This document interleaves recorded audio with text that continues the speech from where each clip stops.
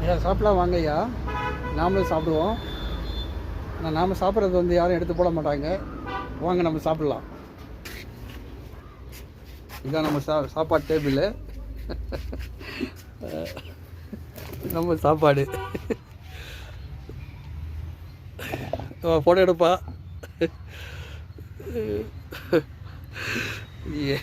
என்னங்க இது ஒரே கிண்டலாக தமாஷா இல்லையா? நடிப்பாகவே தெரியுது லைஃபு.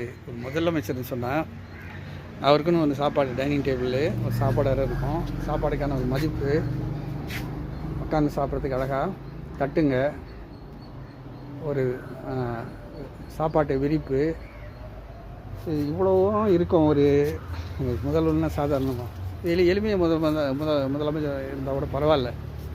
எளிய முதல்வராக இருந்தாலும் சாப்பிடணும் இல்லை, அவரும் சாப்பிடணும் தானே. சாப்பாட்டு முறைமை அதுக்குன்னு ஒரு முறைமை இருக்குல்ல.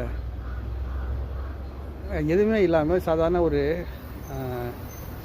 டிஃபன் கேரியர் வச்சுட்டு தட்டு கூட இல்லை, அதில் கையை விட்டுட்டு அதில் அது ஒரு ஃபோட்டோ எடுத்துகிட்டு அது பப்ளிசிட்டி பண்ணிவிட்டு, என்னங்க சிஎம் சார், என்னங்க இது நியாயமாக நீங்கள் செய்கிறது கொஞ்சமாவது நியாயமாக இருக்கா? எல்லாமே வந்து ஷூட்டிங்கு, ஃபோட்டோ ஷூட்டு, ஷூட்டிங் ஸ்பாட்டு, முதலமைச்சர் ரூமா என்ன அது?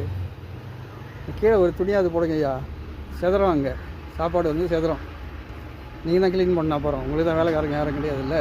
அவ்வளோ எளிமையானவரா நீங்கள்?